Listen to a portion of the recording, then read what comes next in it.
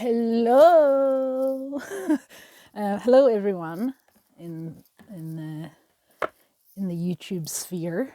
Thank you for the few people that have followed me. I know it's mostly people I know, but that's fine. Can be just like a little way of catching up with me when maybe you haven't seen me in a while.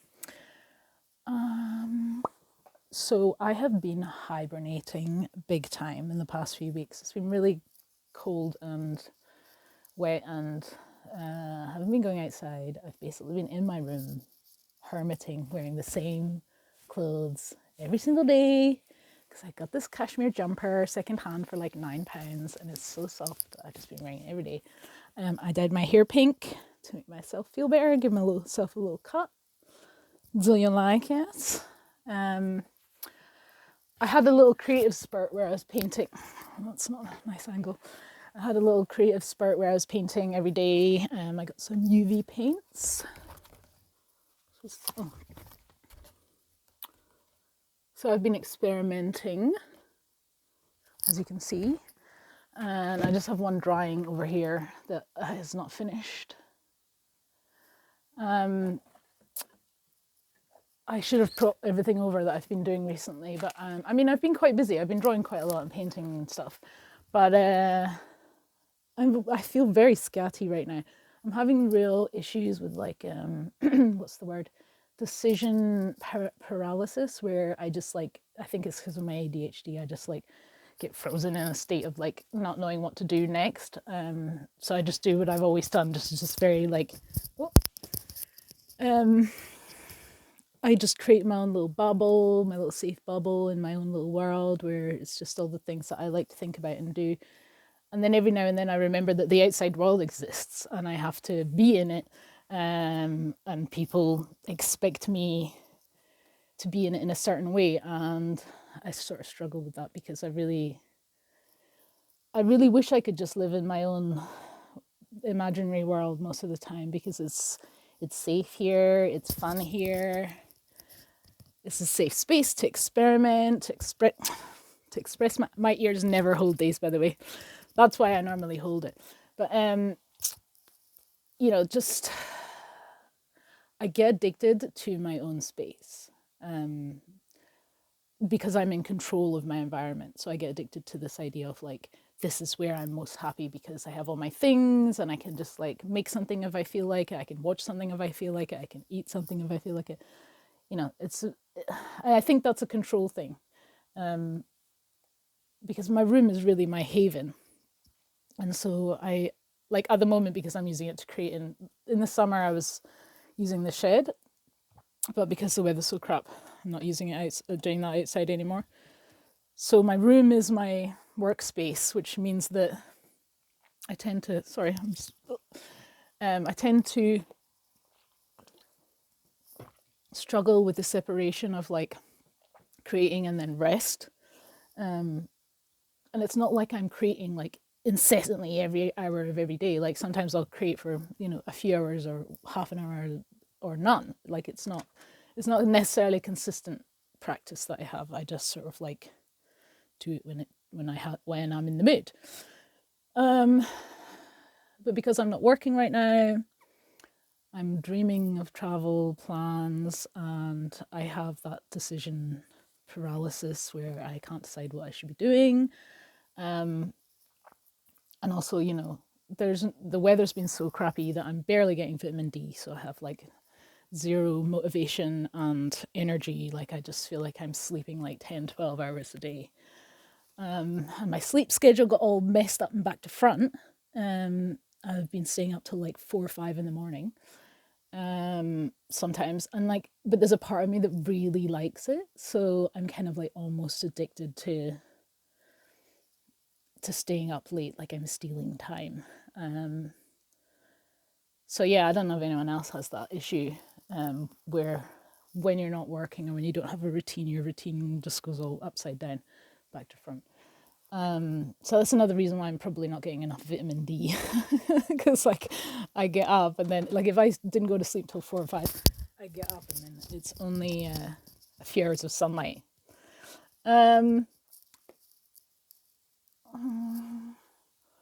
I have been making, you know, that, I don't know if you guys know what that app is called, Canva. It's like a little, you get like little templates that you can like add little elements into and like make a booklet or make a flyer or a poster. It's just like a little tool. I've been using that to like type up. So this is what I was doing before my lull of activity. Typed up a lot of my poems, like copied and pasted them, and like tried to like organize my writing into some sort of like order, sort of chronologically from maybe like 2016 onwards. But one of my problems is I have the inability to edit my own work, and it often takes a period of time to pass before I can sort of look back and reflect and be like, this is still good, or this is not as good as I thought it was. So I've been doing that, and then also I found out about this art residency in Paris, and obviously I'm addicted to Paris. The idea of living there is just like such a big dream now. I mean, it always kind of has been, but I used to like shelve it whenever another plan would come up. I'd shelve it for a while, but it's always been a dream of mine to like live there for at least a permanent period of time, you know, a few months at least.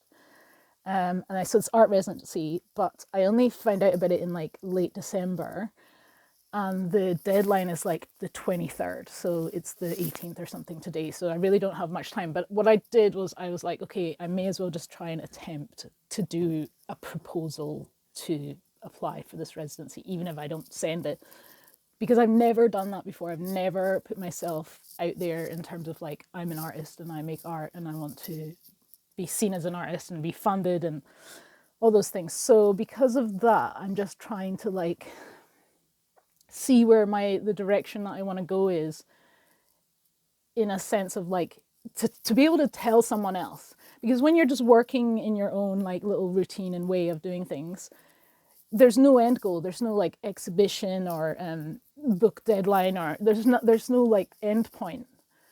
And I think that kind of like causes me to have that sort of like, well, what am I doing this for? Not that I don't love doing it, but like, where does it go? Like, what do you do once you're finished? Like these pieces. So I started these in 2019, the ones up here. And then I continued to all my framed ones in like 2020 and 2021, like sort of like refining what I wanted to do with this style on the see-through, on the acetate with the Posca pens. So once I got to that point of like final pieces, you know, A4 size and framed, I was like, okay, now what? So then I want to do something else, you know? And this is something I still enjoy doing every now and then, but, you know, I kind of got that out of my system a bit. But then I was like, what do I do with all this work now it's finished? Like, it's not like it's losing value in my mind. Like, I still like the work, but I don't know what to do with it. And people will be like, you should sell prints, or you should do something online. And like, every time I've tried to go down that route, I've just had so many hurdles that it puts me off. Like the whole, even just the fact that you've got to have all these passwords, you've got to have files the right way and the right size and the uploading and all that stuff is not something I'm good at. And I can acknowledge that. But it doesn't mean I'm suddenly going to get better at it. And anytime I've tried to like get better, I just fall such down a hole of like, this is too much. Like, this is too much information that I don't, it's almost like because I don't care about the information enough, my brain won't keep it. So I know that there's solutions to be able to get past this problem, but my brain is just blocking it, being like, I don't care enough to learn this. Like, someone else is better at this than I am. Why am I doing this part? Like, this is the part I like doing and that I'm good at. Why should I? This is a problem I've had my whole life with my creativity, that I'm good at certain parts, but then when it comes to the other stuff, I'm like, my brain isn't set up for this kind of like world where everything is a product, everything is a brand, everything is something that you can turn into a thing, a commodity to sell. A t-shirt, a notebook, a print, whatever. Like, everyone that you speak to about your art thinks like that, because that's all they've been hearing for years. Like, how do you monetize your art? How do you monetize your body? How do you monetize your brain? Like, everything is about trying to monetize it. And I get it. We need fucking money in this world, and I would love to be an artist paid to do art. But the world isn't set up for people like me who just want to create and like other people who are better at that stuff should be doing it for me. You know what I mean? Like, why am I spending time learning about how to like have a Shopify account? Like, if I was working in retail and I had products that I needed to sell, that makes sense to me. But when it's art, I don't see it as a product. I see it as something that's like, it's grown and lived with me. So my attachment to the object is not just like a t-shirt where I'm like, I wear this t-shirt for a while and I don't mind passing it on. It's like, whereas with my art, I'm like, oh, this is a specific point in time that I remember how I felt. When I look at that work, I remember what I was going through, what I felt, the things I was trying to like bring out of myself, the things I was trying to communicate subconsciously. Like all those things are so ingrained in everything that if you take one piece away, it stresses me out because I'm like, oh, but this is not a continual like flow of like time and input. There's like, so the idea of selling a piece here and there, it's like breaking my jigsaw to pieces. And everyone's like, you've got to learn how to let go of your art and sell your art. And I'm like, but what if it's not the right time for me to sell it? Like people, I'm not saying I want to get famous or rich after I die. I mean, I wouldn't mind. But like people have gone their whole careers creating and never being acknowledged for it. And then after they die, maybe someone discovers it. That's not the story I'm telling for myself, but I'm just saying that I know that happens. Like not everyone has commercial success in creativity, but that doesn't mean it's not valuable. Like if that was the case, no kid would ever do a drawing in school. No, like, you know, teenager would like write a love letter, or no one would ever paint their bedroom a different color. Like we need to create. It's like a desire, but we can't be judging everything we create in terms of its monetary value, because I think not only is it subjective in art, I'm someone who comes from a poor background. I can't afford to buy expensive art. So how is my mindset supposed to go from someone who can't afford to buy £120 painting? Also, I have no room, but I can't afford that on a regular basis. So my brain doesn't go like, oh, this drawing or painting that I did is worth £1,000. My brain isn't even like, it's not the way I think about it. And I know I'm supposed to, because people are always telling me that I need to like change something to be able to like be an artist in this world. I don't really know how or if I even really want to. Like as soon as I fall down those routes of like thinking about the money and thinking, I lose the desire to like create new work. I lose the desire to like explore fearlessly without thinking, is this sellable? Is this worth something in today's market? Is this relevant? Is this desirable? Is this appealing or whatever? It's like you're taking away all the point of creating, which is an exploration, a journey somewhere with no end. There's no end, but like people, famous painters have created up to the day that they've died. They're like lying in their bed still painting. So that should tell you that it's not about what happens to the painting afterwards, because they just have to paint. So it's like breathing. If you stop breathing for a while, you feel suffocated. If I'm not creating, I feel suffocated by the world. I feel like the world isn't for me. The way that everything works, it hurts me. I can't function in it. And then when I go into my creative space and my creative world, the boundaries are like gone. There's no like, the space I try and create for myself is no judgment, no expectation. Allow yourself to play. Like I have to be able to play and create and make mistakes and not get too attached to things, which is a lesson I'm still trying to learn, because that's how I move forward and learn and grow and change my style and change my materials. And because I'm experimenting, I find it really hard to stick to one medium or one thing, because I'm always like, oh, have I really pushed that to as far as I could push it? Like with the Posca drawings, A4 has been my size. I've never tried to make anything bigger. I haven't pushed it because in my brain I'm like, okay, keep that aside. Okay, I'm going to try and do a bit of painting with whatever just now, or I'm going to try and work on different materials or whatever. It's like I have to have all these things going because I don't know if I'm finished with them yet. I don't know if they've gone to their full conclusion. So I don't know. There's that feeling of like it's never finished. It's never done. I don't know how other people stop.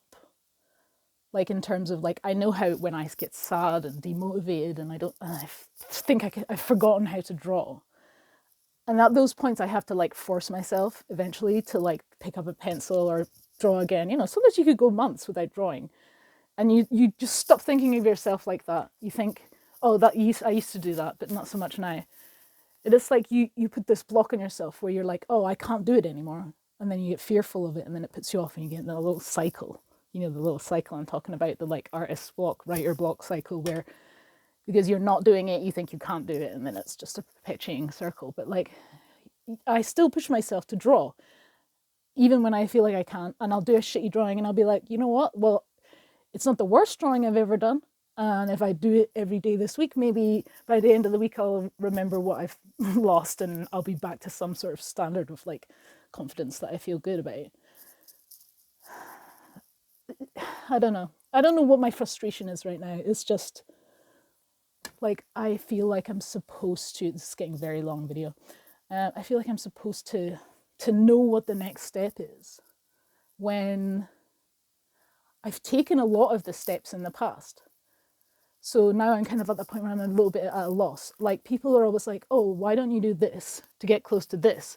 So then I'll go, okay, sure. And then I'm trying to do this thing to get close to this other thing. And I don't achieve the goal. So like, you know, for years I did tattoos and tattoo drawing and I got close to it. And then it just dropped away. And like, I still love it. And tattoos and tattooing is still something I want to continue in the future at some point. But it's like, I got distracted because I was like, oh, this is not working, like in terms of, I don't think I can make a living out of this soon. So because of that, my brain's like, well, you've got to do something. You got to earn money. So then I go back to my like fallback jobs of like cleaning and blah, blah, blah. God, my neck looks fat today. Anyway, so then I get stuck into jobs where I'm like, I should have a career. I'm supposed to have a career. So I should just throw myself into being the best cleaner in the world, you know? And then I'm like, oh, I should start a cleaning business because I like cleaning and I'm good at it. And then I look at my life and I think, do I want to be that? And then it scares me because I'm like, am I going to be fulfilled by this? Like, is this going to give me... The only thing I can think when I think about a job is, am I going to have enough time and energy to be... Oh, that's the telephone. I have to go. Am I going to have enough time and energy to create after my job? Just listening to the number. They'll leave a message. Anyway, I should probably end this. It's very, very long now. How good is my hair looking though? Okay, bye.